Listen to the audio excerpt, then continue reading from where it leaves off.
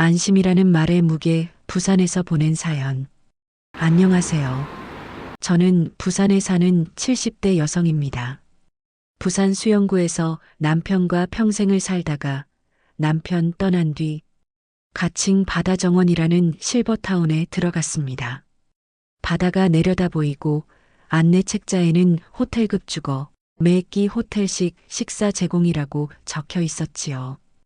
해운대 남포동 무료 셔틀이 매일 운행되고 24시간 간호가 있다는 말도 믿음직스러웠습니다. 저는 퇴직금과 적금, 상가 보증금 일부를 정리해 입주금을 마련했고 엑셀에 월관리비, 식비, 요양 옵션까지 계산해 남은 생에 민폐 끼치지 않겠다는 마음으로 들어갔습니다. 입주 첫날 로비에서 허브티 향이 났고 광안대교 불빛이 창문에 가만히 떨어졌습니다. 코디네이터 미나가 응급벨은 머리맡에 밤에도 누르시면 바로 달려갈게요. 하고 미소 지었습니다. 아래층 박기용 어르신은 전직 공무원답게 규정에 밝았고 저는 준비하면 불안은 줄어든다는 제 신조를 다시 한번 믿었습니다. 아침 식당은 밝고 깨끗했습니다. 조식 뷔페 사진이 벽에 붙어 있었고 첫 주는 제법 그럴듯했지요. 그러나 한 달쯤 지나자 사진과 실제 식사가 조금씩 어긋나기 시작했습니다. 냉장 김치는 물러지고 국물은 점점 바닥을 보이고 고기 반찬은 두 쪽이 한계가 되었어요. 오늘은 수산물 품절이어서요 라는 말이 자주 들렸고 약속했던 빵, 과일, 수프 3종이 빵 한 조각으로 줄어드는 날도 있었습니다. 그러던 어느 날 우편함에 안내문이 꽂혔습니다. 경영상 효율화를 위해 위탁 운영사가 변경됩니다. 서비스는 동일하게 제공됩니다. 간담회에서 새 운영사 직원은 야간 인력은 스마트 모니터링으로 보완합니다라고 했고 어르신 불편 없을 겁니다 라며 고개를 숙였습니다. 그날 밤 응급벨 테스트를 했더니 연결음이 10초 넘게 이어졌습니다. 그 10초가 제겐 밤을 길게 만들었습니다. 며칠 뒤 박 어르신이 계약서를 들고 저에게 말했습니다. 여기 보세요. 운영권 양도양수시 입주자 동의는 간주한다고 되어 있네요. 동의를 한 것으로 본다는 뜻입니다. 저는 그때 처음 알았습니다.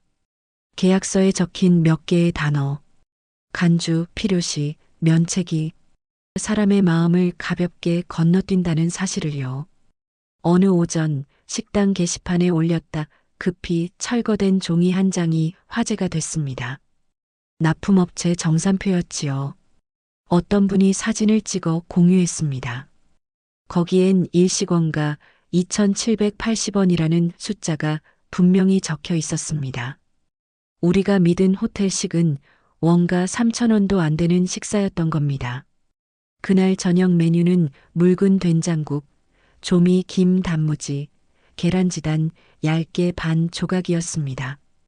고등어 구이가 있다더니 전자레인지에 데운 냉동살이 조금. 오늘은 시범식단이라 직원은 말끝을 흐렸습니다. 다음 주에는 브런치 라운지, 리모델링 특별 부가금 고지가 올라왔고 브런치 카트 업그레이드라는 문구가 붙었지만 정작 라운지는 2달 만에 휴업을 반복했습니다. 그 즈음 식당에서 단기 아르바이트 하던 젊은이가 제게 속삭였습니다. 할머니, 죄송한데 야간은 조리 인력이 아예 없을 때도 있어요. 국은 낮에 끓여 냉장 보관했다가 데워내요.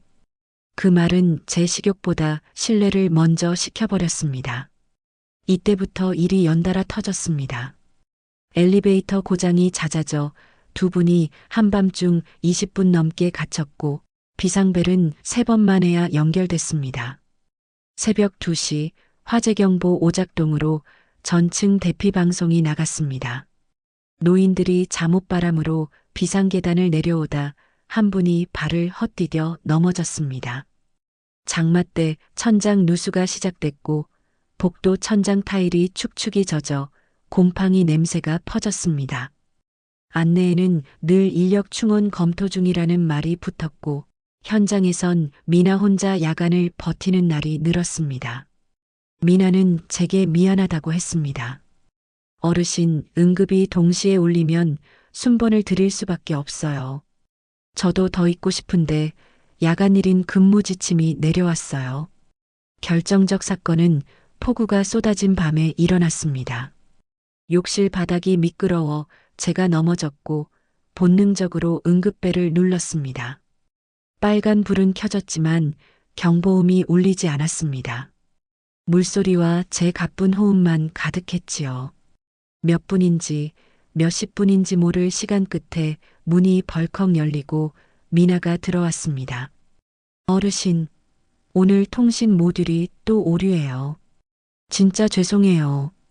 그날 밤 1층 식당은 역류한 빗물로 절반이 잠겼고 냉장고 몇 대는 전원이 나가 아침 식사가 못 나왔습니다. 그런데도 공지는 이렇게 왔습니다. 일시적 설비 이상. 양해 바랍니다. 다음 날 박 어르신은 엘리베이터 지연 기록, 화재 경보 횟수, 누수 사진, 식단 실물 사진을 모아 입주민 대책회의를 열었습니다.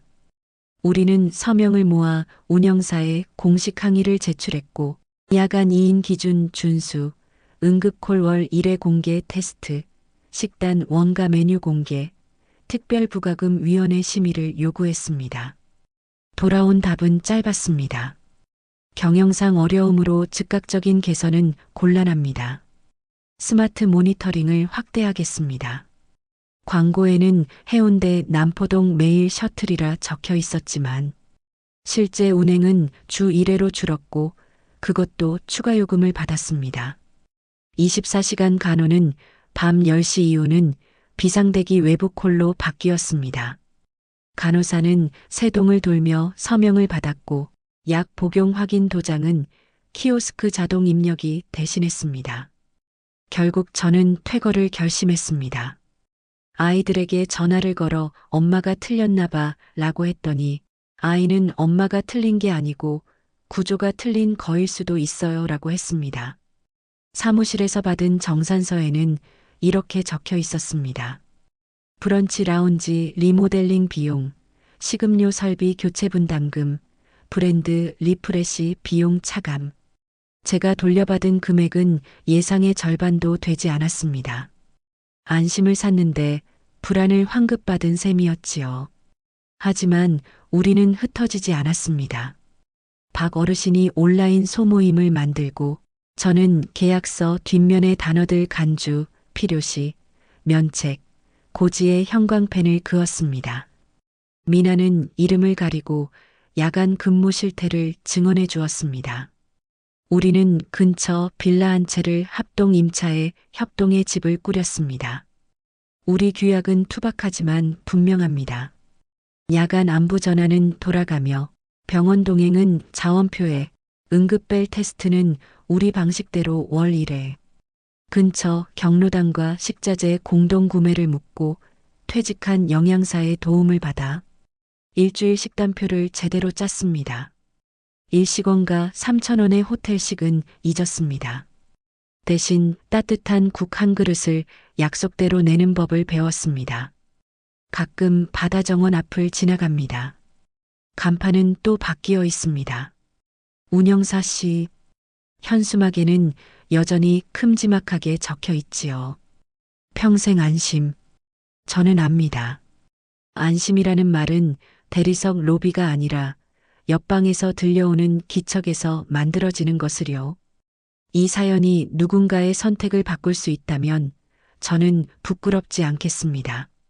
실버타운을 생각하신다면 제 경험으로 몇 가지 질문을 꼭 챙겨보시기요. 야간 인력과 응급 대응 24시간이 몇 명인지, 분 단위 반응 목표가 있는지, 월 1회 공개 테스트가 가능한지, 식단과 원가 공개 광고 사진이 아니라 주간 식단표의 실물과 원가 납품 단가 범위를 확인하세요.